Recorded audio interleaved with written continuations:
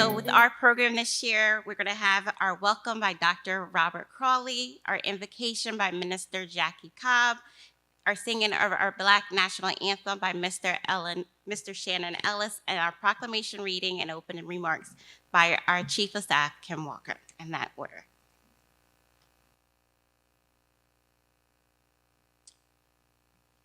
Good morning, everybody. Good morning. And again, welcome to this Black History Month. And I'd just like to say something to Brahim. That was a good pickup there, because what's going on, Mr. Marriage over there, brother? You know what I'm saying?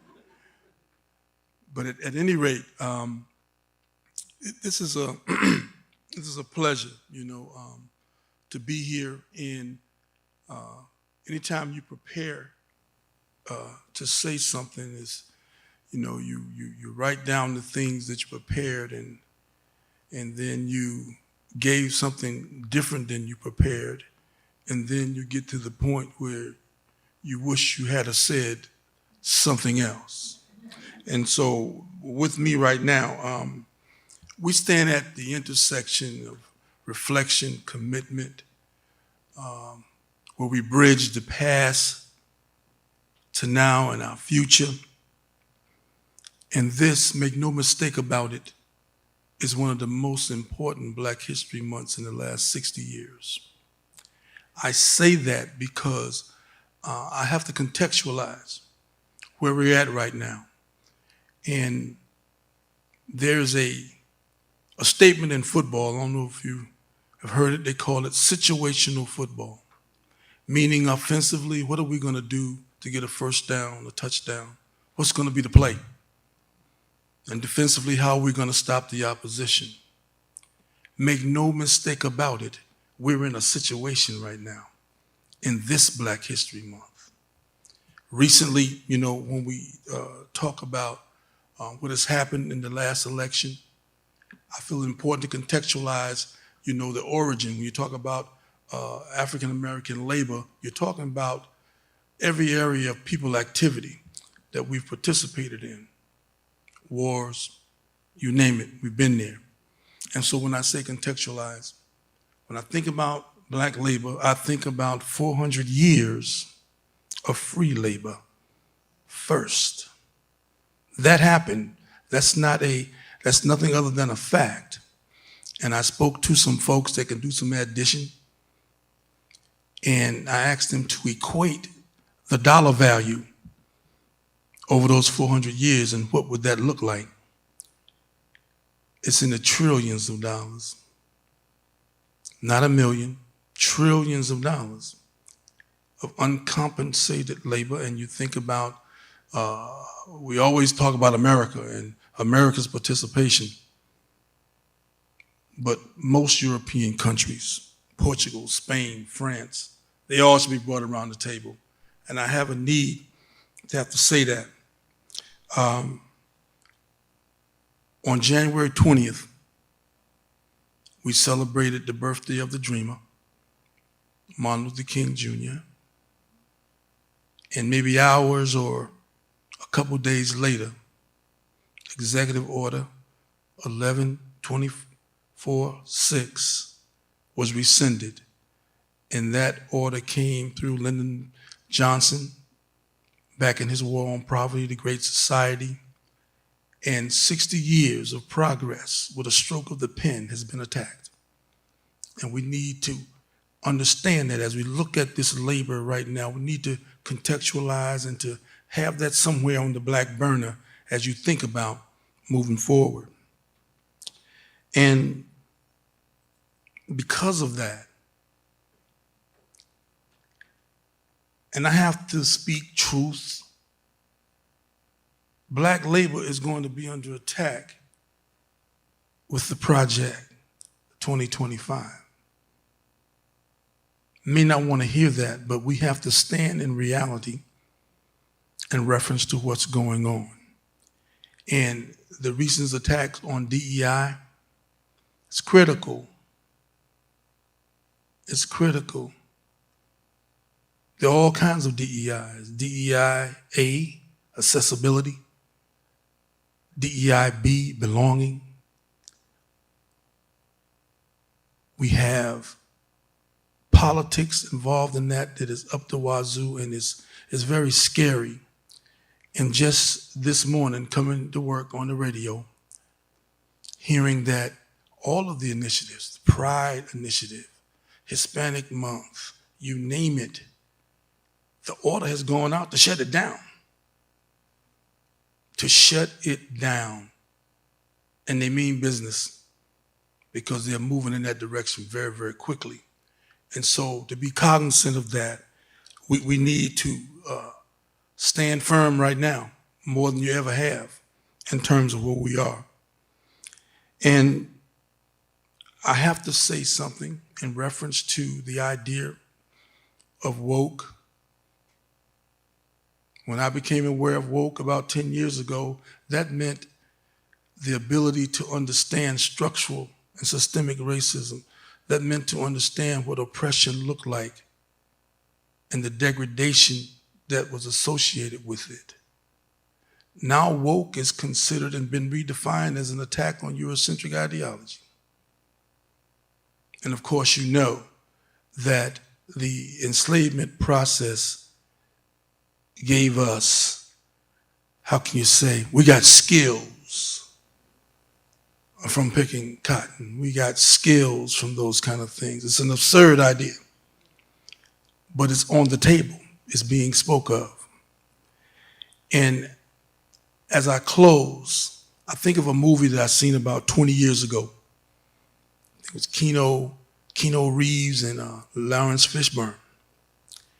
And as they were talking to their group in terms of their preparedness to get ready for the upcoming events or the war, whatever it's going to have, and when it reached a crescendo, when it got to its fever pitch, I will never forget these lines that he said, "We are still here and we're not going anywhere." Thank you.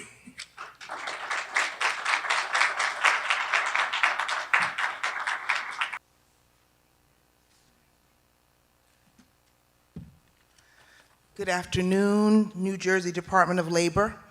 I am so excited to share in this opening ceremony commemorating Black History Month and specifically African Americans in labor in the United States. My name is Jackie Cobb. I work in the trust fund management area of finance and accounting.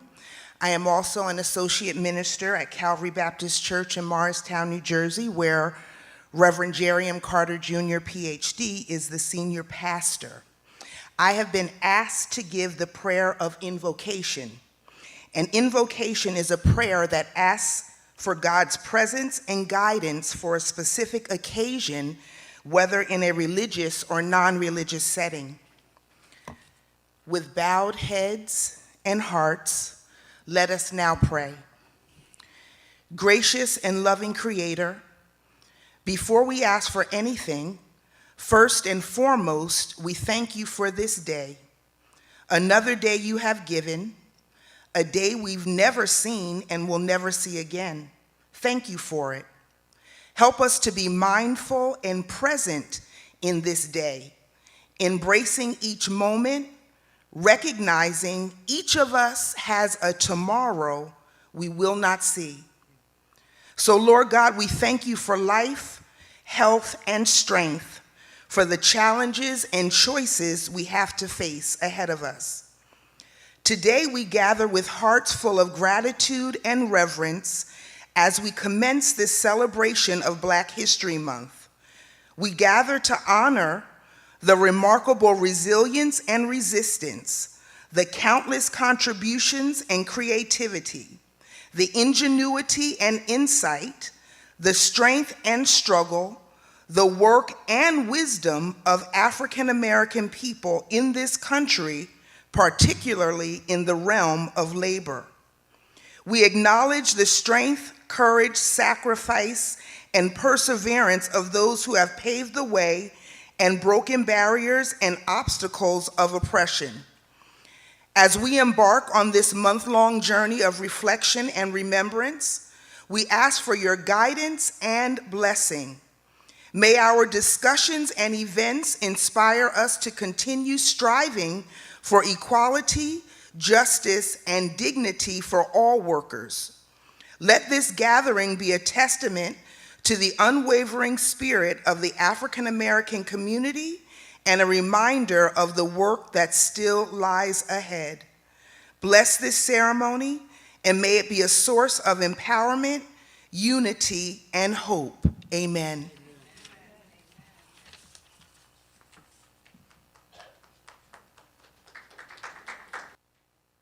Good afternoon. I'm Shannon Ellis from the Appeal Tribunal on the 8th floor. We're going to do one verse of Lift Every Voice and Sing. If you know it, you can stand and sing with me. Lift every voice and sing till earth and heaven ring, ring with the harmonies of liberty. Let our rejoicing rise high as the listening skies. Let us resound loud as the rolling sea. Sing a song full of the faith that the dark past has taught us. Sing a song full of the hope that the present has brought us. Facing the rising sun of our new day begun. Let us march on till victory is won.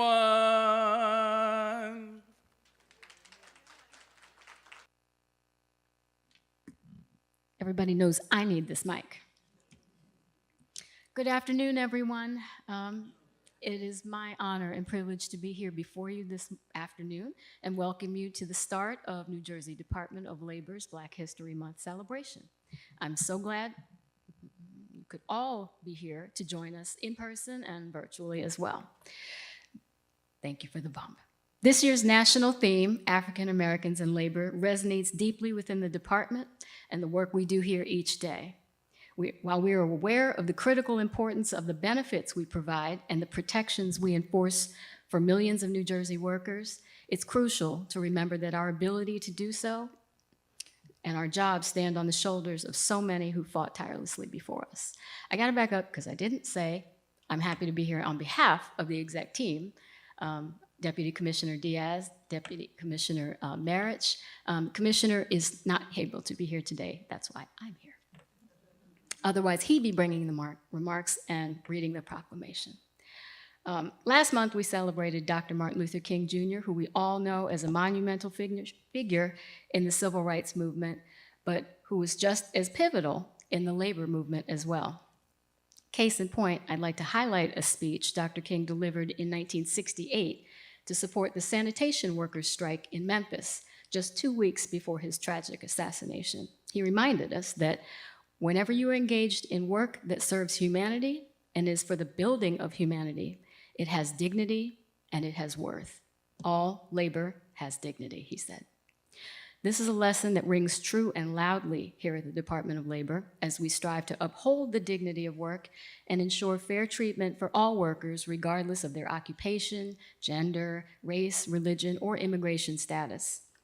Personally, I had the great privilege of working alongside the late, great civil rights icon, Congressman John Lewis, who wasn't only a hero of the civil rights movement, but a champion for organized labor.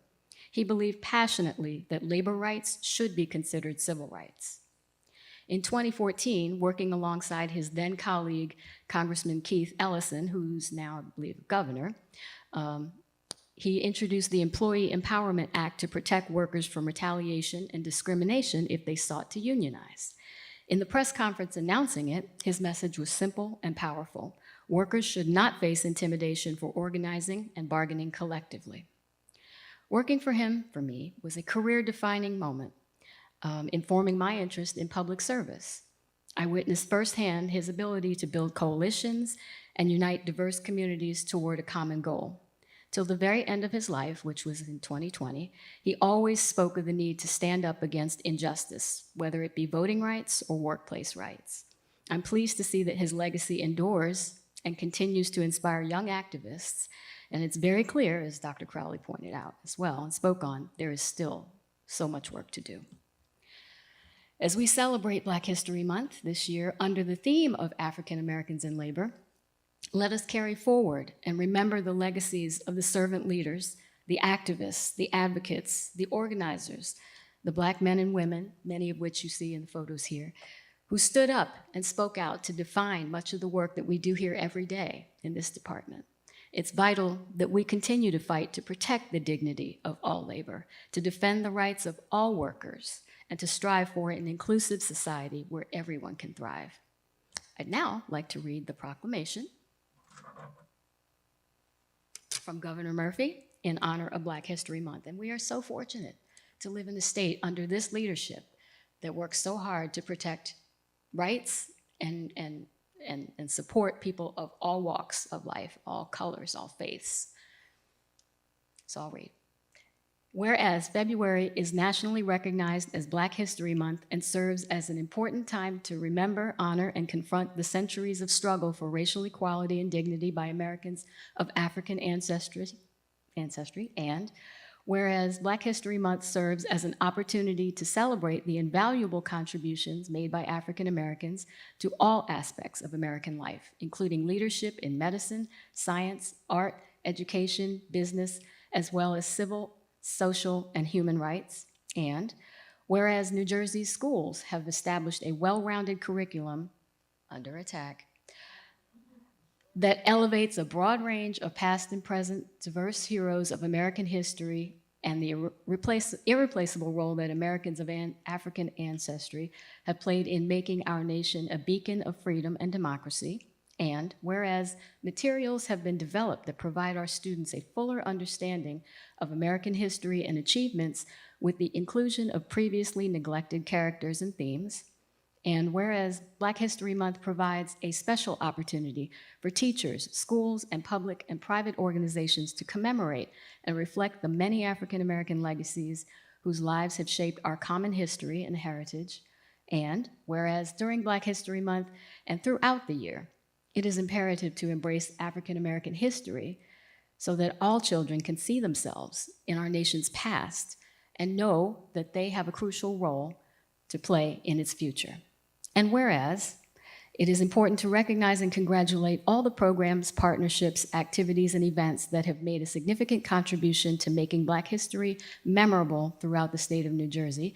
Now, therefore, I, Philip D. Murphy, Governor of the State of New Jersey, do hereby proclaim February 2025 as Black History Month, given under his hand and seal and he signed this a few weeks ago. But thank you, Governor Murphy, for your support always.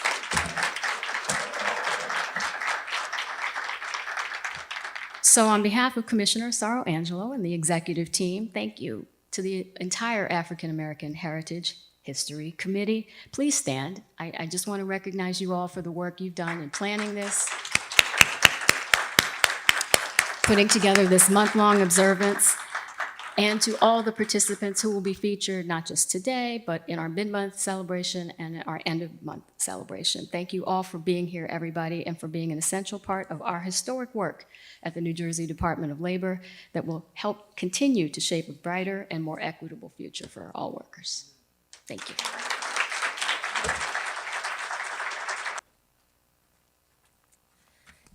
Good afternoon. I'm Yolanda Bickham-Dinkins, just here to give you the upcoming events that are going on this month. Tomorrow is our bake donations, where we would come together to get a variety of baked goods to satisfy your appetites. So the baked goods donations will be downstairs in the main lobby on the first floor from 12 to 2 or until all the goodies are gone. Please spread the word to your friends and co-workers to come out. The mid-month program is February 19th at 12 p.m. and it be held here in the auditorium. We will have an engaging panel discussion with various questions related to our theme, African Americans and labor. You definitely don't want to miss it. We encourage you all to come back and be a part of the audience. And be on the lookout for the James A. Ware Award of Excellence nominations, where you get to select one of your coworkers who shows dedication to improving the lives of African Americans, not only within the Department of Labor, but within your communities as well. That person symbolizes hard work and maintains the honor and integrity of his or her profession. The final program is on February 26th. And the African American Heritage Committee would like to thank each and every one of you for coming out on this opening day celebration. We look forward to seeing you all within the month, and we encourage you all to adjust your schedules to be a part of the program and the celebratory events that's going on here. And we also encourage you all to be a part of the program, not only for yourselves, but encourage other people to be a part of the program. We look forward to seeing each and every one of you. And we want to thank the executive committee for giving us these wristbands. We really appreciate it. Thank you so much. And enjoy the rest of your day.